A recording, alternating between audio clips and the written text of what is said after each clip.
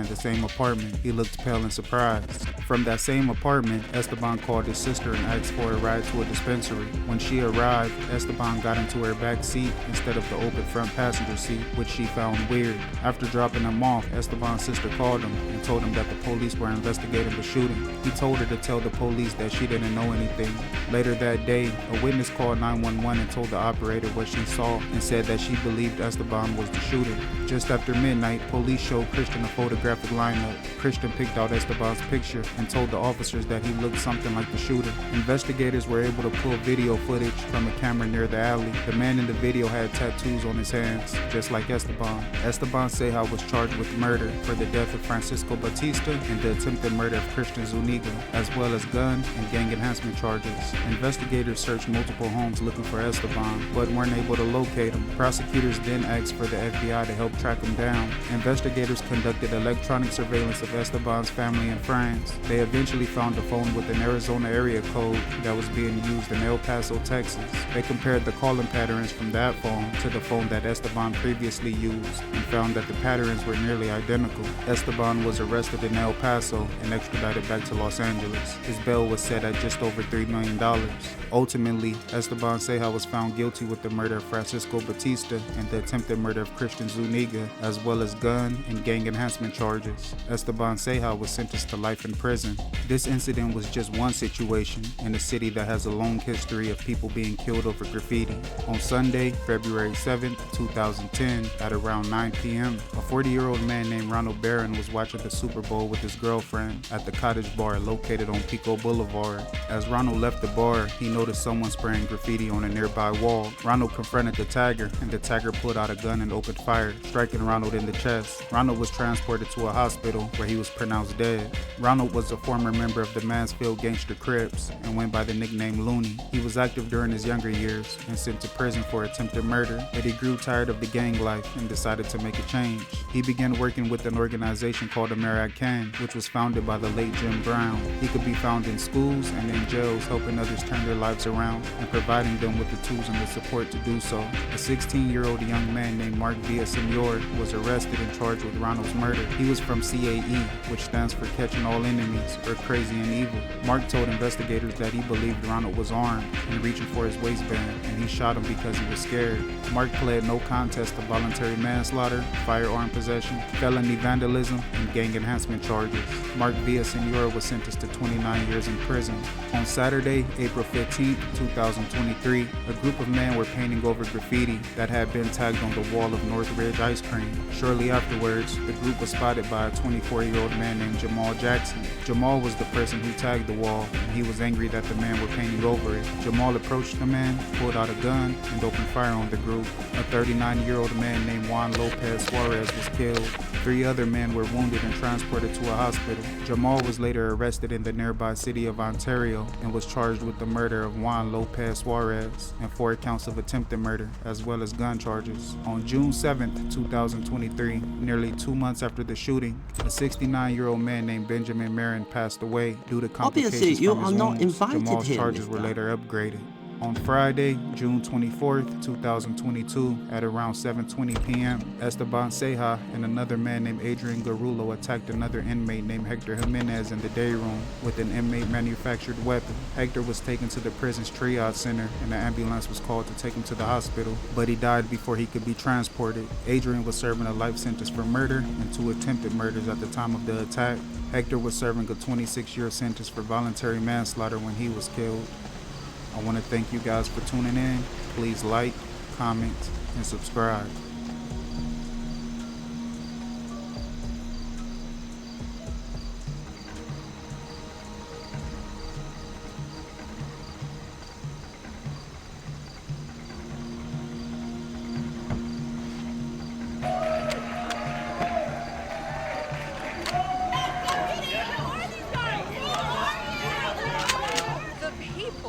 Like to know what you, congressmen, and your fellow congressmen are going to do to rein in the megalomaniac in the White House.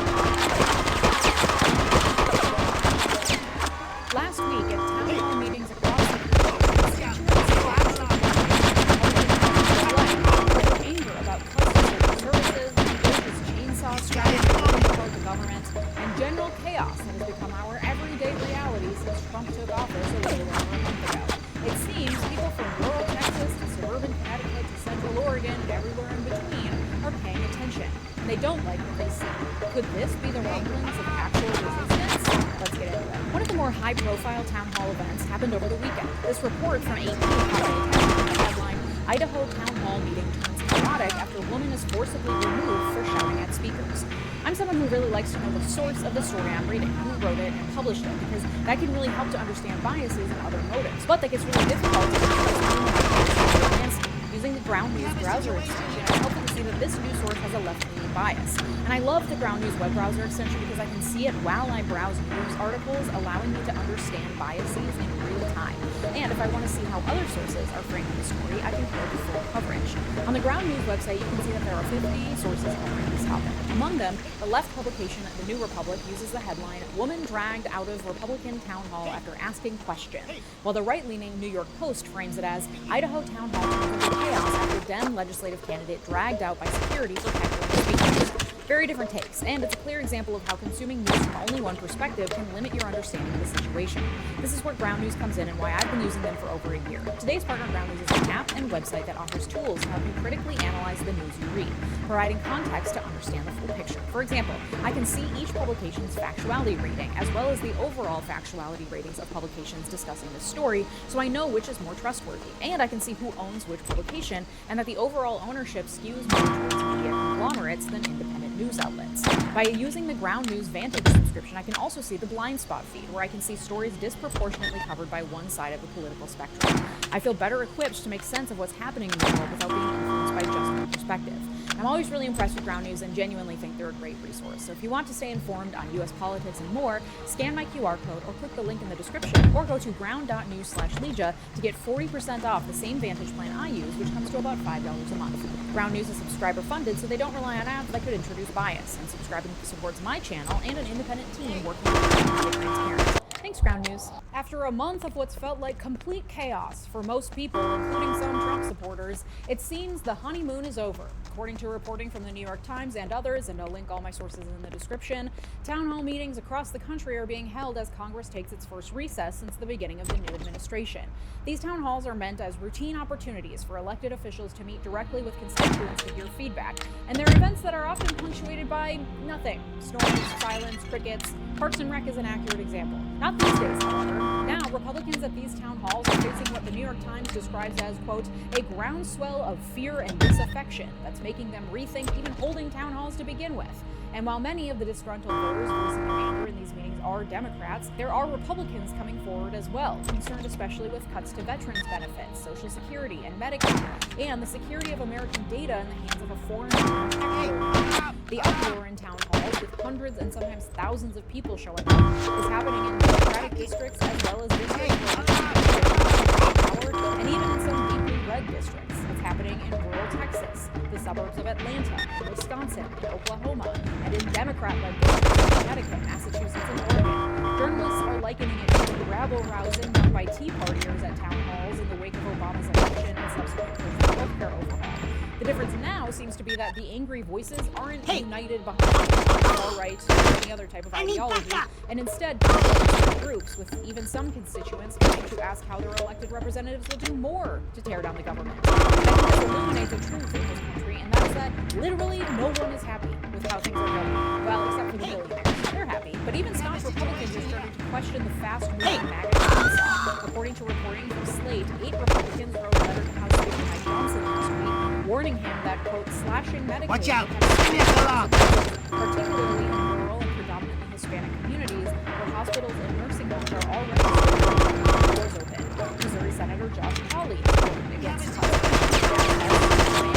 and backs up with ground evidence that, speaking, people are pissed. A Washington Ipsos poll found that Trump's approval rating is fallen to 45%, and Elon's is only 34%. And I love that Republicans aren't even covering what Vice President J.D. Vance are, because he's the forgotten nerd in the corner who Can you think of another president who routinely made interview appearances with some random aide more than his his own VP. I think that bodes well for the fear on the left that J.D. Vance will pick up the torch after Trump inevitably succumbs to his love of McDonald's, an event I hasn't happened yet, but I'm also not convinced they won't try to and build a Trump robot out of desperation, because there really isn't a person that can rival the populist appeal of Trump. But putting baby J.D. Vance in a corner certainly doesn't help build him up in Trump's image. In that same poll, 57% said Trump exceeded his authority as president, and 52% disapproved of the Elon Musk power grab. Another poll found that 55% of voters think Musk has too much power, and a Reuters Ipsos poll found that 62% of respondents didn't think presidents should be able to fire federal employees that don't support him. The poll found that 58% of respondents worried about delays in social programs like student aid and Social Security. According to reporting from Slate, we have a situation here. People are generally dissatisfied with the whole host of controversial recent moves. The Gulf of Mexico. We have a situation here. Eric Adams. Tariffs, and more. People are also not loving his deportation efforts against non-criminal immigrants and those here legally under refugee programs. According to Slate, also, quote, CNN found that 62% say he hasn't gone far enough to reduce the price of everyday goods, such as egg. Saying in another article, more and more Americans are asking, did Trump take egg? And while lefties on Blue Sky are trying to make Trump take egg a thing, where you post a picture of empty eggshells and say, Trump take egg, because it's a simpler message that Americans might actually understand. The reality is that Trump didn't necessarily take egg, but it turns out that despite the media frenzy around egg, people are actually pretty pissed about a lot of other things. Though egg remains top of mind, as prices have risen about 80 cents per dozen since Trump took office, which means the cost is on average $4.95 for 12 egg. So polls are showing the same thing that Republican lawmakers are experiencing back home in their town hall meetings. The high-profile moves taken especially by Trump and Elon are generally pretty unpopular, and people want to know what lawmakers plan on doing to take control back in the legislative branch. When Representative Rich McCormick held a town hall in the suburbs of Atlanta, one attendee asked him how he plans to, quote, rein in the megalomaniac in the White House. Others were mad about cuts to the CDC, an Atlanta-based agency. This guy claimed that the Centers for Disease Control could do more and less. A lot of the CDC's work is which received a lot of boos from the crowd. He's packing. So Watch out. Thrilled that lawmakers and billionaires are gunning to replace jobs with AI. The confrontation town hall has pushed McCormick to change his tune, saying Monday that, quote, I think we're just moving a little too fast, calling for impact studies to make sure we understand the impact of this cutting spree before enacting it. And this isn't a firmly held Republican district. McCormick won his seat with 2/3 of the vote last year. And this response and willingness to voice at least some dissent for the fast pace of the MAGA takeover could signal a shift, that the voices of angry constituents showing up at these town hall meetings actually matter. Because unlike Trump and Elon, who get to sit in the White House and ignore the little voices screaming from down below, these Republican lawmakers have to actually answer for the things Republicans are doing. It makes it very real when there are actual humans sitting in the same room as you, telling you they're angry and asking you what you plan to do about it. That sounds like my actual worst nightmare. It's also why Republicans tend to hold fewer town halls than Democrats, and often hold those town halls in controlled settings, like over the phone, so they can continue to pretend that their heinous governing decisions definitely benefit everyone. No one is being personally hurt if I can't see them. The Republican empathy problem, I don't care unless it's directly impacting me, is overcome by the human response to being face-to-face with another person telling you you hurt them. Usually. There are still Republican lawmakers who hear the pleas from voters and say, bring out the chainsaw.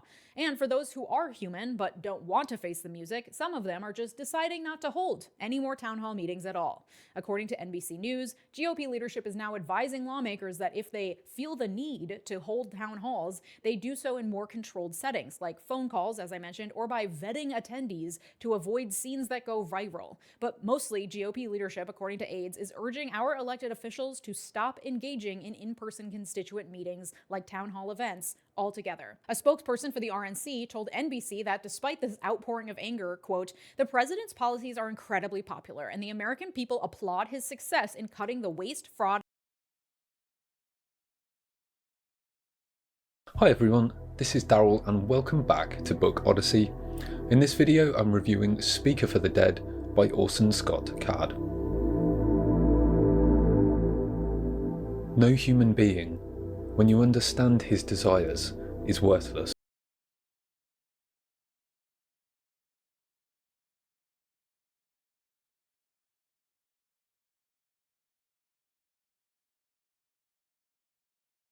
Hi everyone, this is Daryl and welcome back to Book Odyssey. Today I'm going to be looking at some of the controversy that has surrounded the popular military sci-fi Ender's Game by Orson Scott Card. So when I started researching for this video, I set out to look solely at the work of Ender's Game as a piece of science fiction, its themes and story, and analyse why some have found these to be controversial, much in the way I did with my His Dark Materials video. As I got deeper into my research, however, it became harder to separate the controversy that surrounds the author himself with the controversy of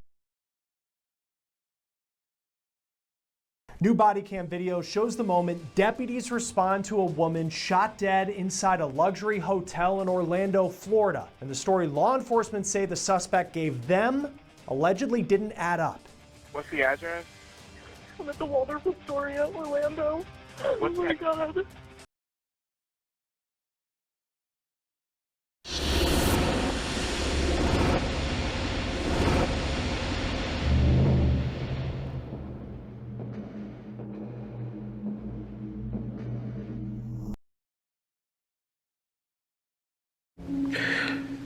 I don't care what you did. I'm sorry about what I did. Just please come home. Please. Just please. This is Joseph Paul DeWise, and his deteriorating relationship with his wife, Lauren, is slowly ruining his life. I'm driving and I'm crying. I don't want to go without you. I'm sorry. I will do better, I promise. Over the years, Lauren had lost her feelings for Paul, but Paul's love for her had only grown stronger. And to cope with slowly losing the love of his life, Paul turned to drinking, sending his mental state into a downward spiral.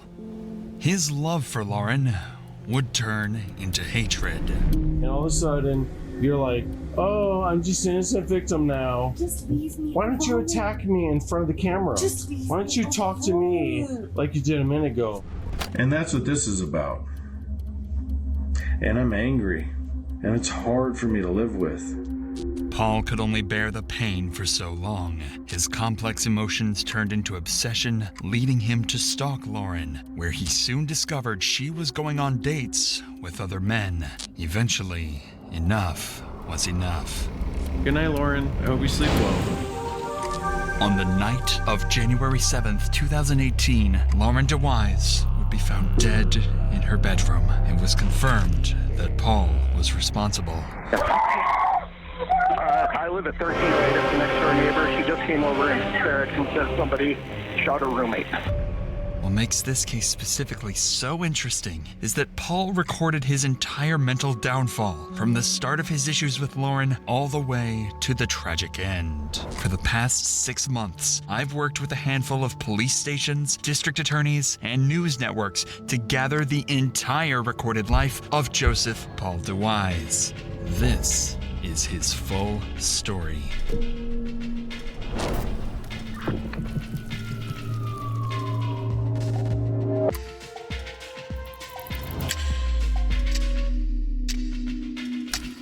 This was a letter to Lauren, written by Paul on July 24th, 2017. It indicates the first real sign of Paul and Lauren's relationship problems, but also Paul's dark tendency of self-hatred. I have no excuse for what happened last night. I am a very bad person for you right now.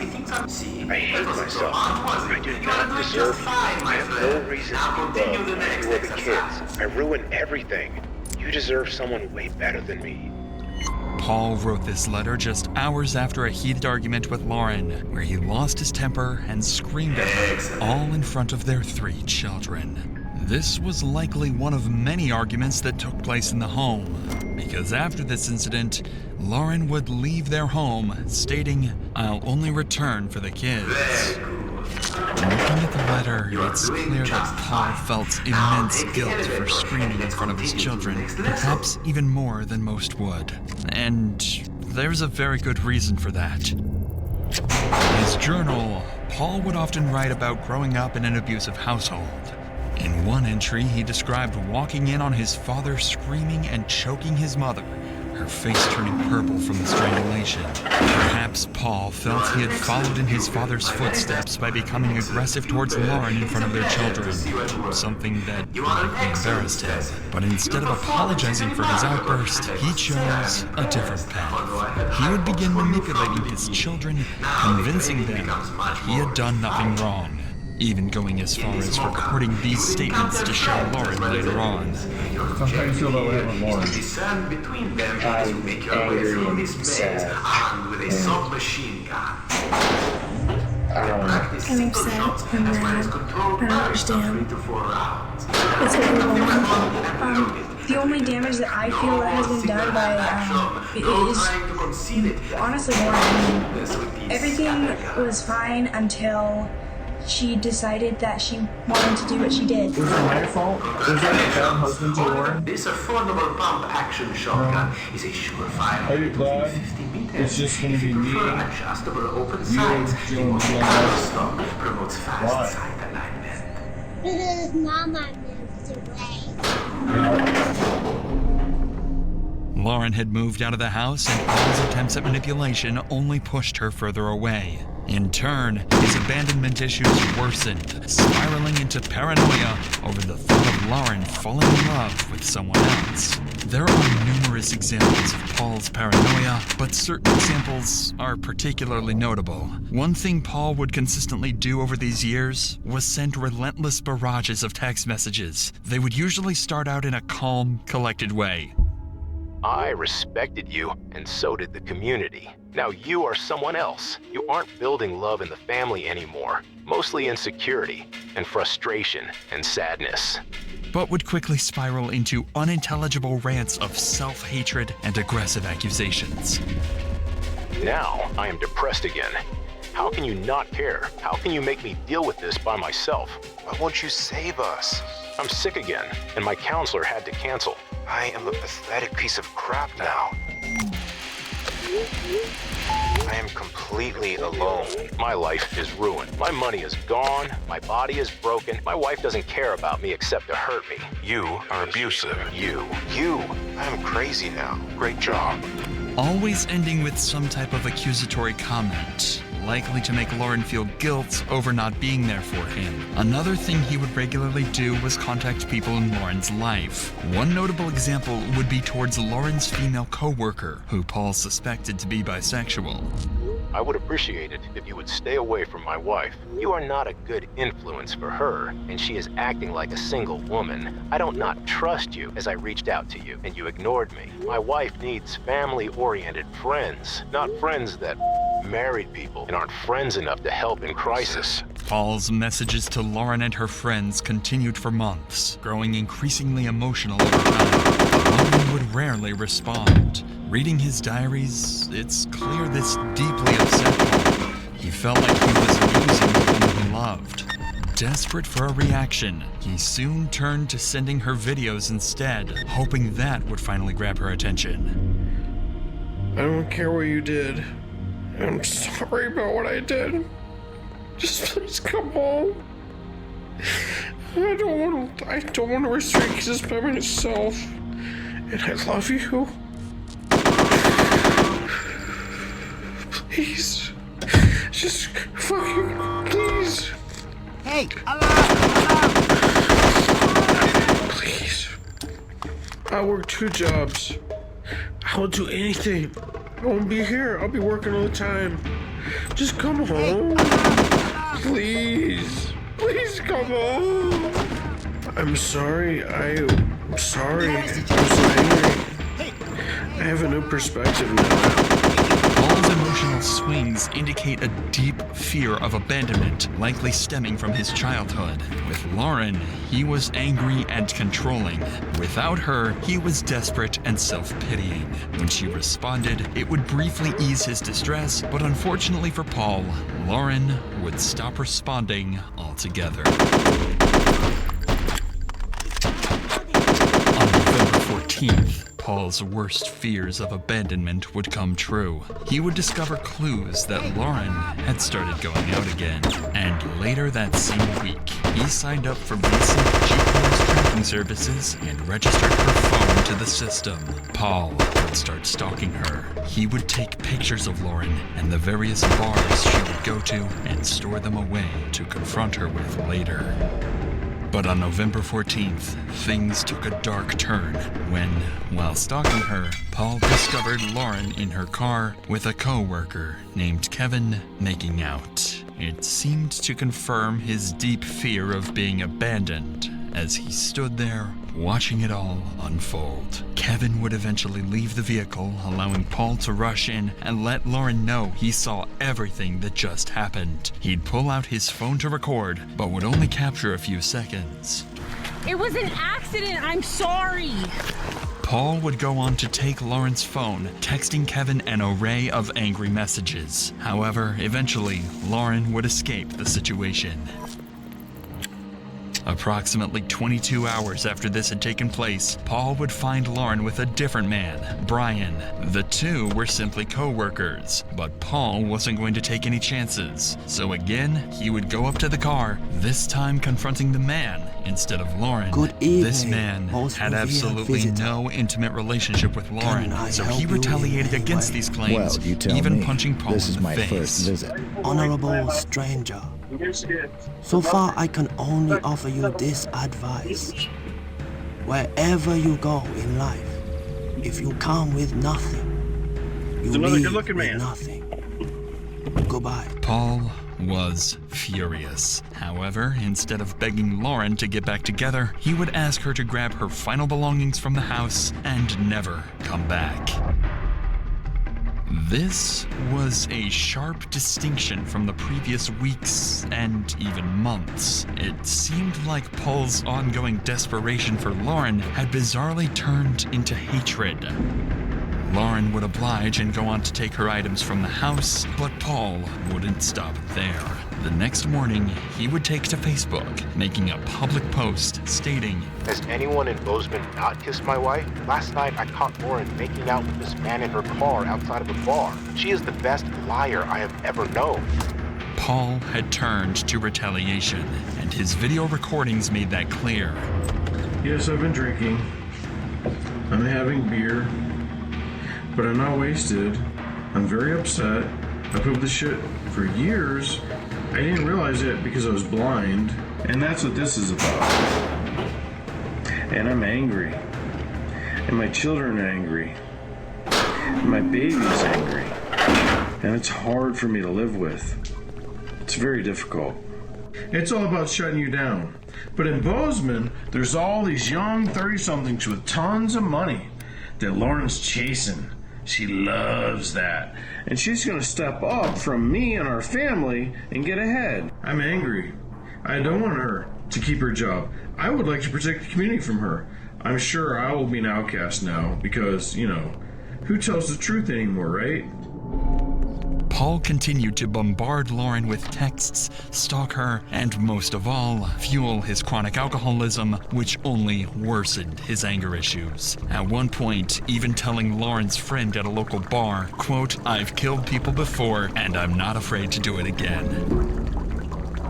The final straw in Paul's downward spiral came in an incident completely unrelated to Lauren. While out walking with his daughter, Paul would begin threatening a homeowner whose dogs were barking at him from behind a fence. When the man confronted him, an enraged Paul pulled out a pocket knife and stabbed him in the hip, and Paul would record the entire event. We just got attacked by these people's dogs. This is my baby. Baby, did you think that dog was gonna get you? I did too. And then this man attacked me behind the dog after this woman. Baby, I'm sorry. I withdrew my knife to defend myself against this man who took me down with a single leg takedown. As a last resort, when my back was on the floor, I struck up with the knife. I struck the man. They pulled the dog away. Now the dog's gone. You okay, baby? I'm so sorry. You stood here and antagonized. And see, still still the aggression. You stood here with my baby. antagonizing the dogs. Look at what you're doing to them. I'm blocking my baby from this woman. Look what you're doing to This is the aggression these people have. They threatened us when we tried to walk by. Let's get out of here. Are you some kind of helper? Are you crazy or what? You're crazy. Wow. You guys are gonna be out of here. I'm so glad you've been uncovered for what you are. You better chill the fuck out. That's right, I should. You kicked me and I put you on the ground. That's right. So that you can figure out what's going It's okay, on. baby. That's right. Don't run away. Drop the knife! I dropped it. Get on the ground! Now! Do not move! It's okay. Hands behind your back! It's okay. Hands behind your back! Do not move! Luckily for Paul, the homeowner had technically put his hands on him first, so the stabbing was considered self-defense. And while he would walk away with no charges, this event would signify that Paul was not afraid of violence, and in fact seemed to endorse it. On January 6th, 2018, at 11:56 a.m., Paul would text Lauren, inviting her over for some soup. Lauren would never reply. At 3:36 p.m., Paul would text Lauren, asking if they were still meeting for tomorrow. Lauren would reply, "What for? I'd like to pick up my daughter and spend time with her." This seemed to upset Paul, so he would go on his, by this point, usual rant to Lauren, sending messages such as, "I beg you, please don't destroy us, I love you, and we'll do whatever it takes." Hours later, at 10:58 p.m., Lauren would reply, "No thank you." A 2-hour gap would proceed with no text messages between the two. However, Paul was completing other tasks during this time. First, Paul can be seen on CCTV at the Town Pump gas station at 12:34 a.m. Additionally, Paul would take a photo from his phone minutes after. While blurry, this photo shows Lauren's current home in the distance, as well as a GPS tracking device inside the vehicle. Following this photo, Paul would send a final text message saying, "I know I'm not supposed to text you now, but I can't sleep. Please, please, please come home. I miss you and love you so much. Please, I love you. We all do. Please just come home. Please." 911, what's the address of your emergency? Idaho Street, Belgrade. The next door neighbor just came over and said somebody shot her. Should it just happen? Yeah, she said it just happened. She needs ambulance and police. Okay, where is the person that shot the neighbor? Who shot? Who shot? The guy's name was Paul DeWise. So Paul DeWise is the one that shot the person? That's what she said. Yeah. She said her roommate Ashley is the one that's still alive. Do we know where Paul is now? She doesn't know if he's still in the house. Okay. All right. Is Ashley bleeding seriously? Was she bleeding seriously? Yes. She said yes. Okay. Lauren and her roommate, Ashley, were shot on the morning of January 6th. Their neighbors would hear the gunshot and rush to the home, finding what they saw as a deceased Lauren and a severely wounded Ashley. Additionally, the neighbors would name Paul DeWise as the shooter. Officers would waste no time and rush to the scene immediately. Where are we at? What's going on? I stayed with friends last night, and I just came in and I saw that my back door had been broken in, so I went to the back and I could see footsteps in the snow, so I ran up to my room to see if my roommate was okay. I have two roommates. Okay. One of them's dead, and the other one is in her room and she's still alive and she needs help, and I ran because I didn't know if he was still in the house. Okay, so you don't know if there's somebody else in the house? I don't think so, but I don't know. Okay. Right. Lauren looks like she's been a while, but Ashley's asked me for help and I ran. Okay. Is this door open? Yes. Okay, so we have two people upstairs. Is that what you're telling me? Okay. But we don't know if there's anybody else in the house. Is that correct? Okay. Okay. One apparent dead, one still alive. She said I ran out as soon as I saw that. I have no idea if there's still anybody else in the house. Okay. So this is open? Okay. Footprints in the snow leading up here. Okay. You ready? Yep. Belgrade Police! Police Department! Anybody inside, come out! Okay, I got stairwell. Police!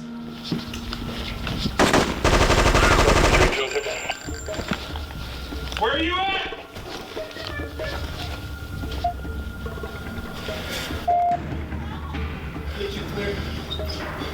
How many people are inside? We'll make an entry.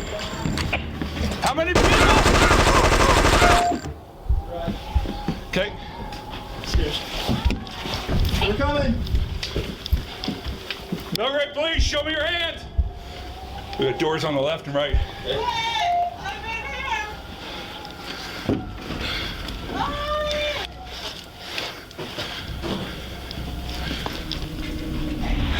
Police! Please don't shoot me! Who shot you? No, please don't shoot me! I'm not gonna shoot you. Please don't shoot me! One female down. Is deceased. I'm behind you. Okay, we need medical in here now. Please don't shoot me! We're not gonna shoot you, ma'am. My name's Ashley! Ashley, what's going on? Who shot you? Nobody! Oh, what happened? I don't know! Please come here! Who did? Are you the police? I'm the police, right here. Where are you? I'm right here. Can you see me? Where are you? I'm right here. Where? Ashley was temporarily blind, with a bullet wound to the back of her head. The KGB, who they were and what they did. The KGB was the chief government intelligence and security agency of the Soviet Union from 1954 until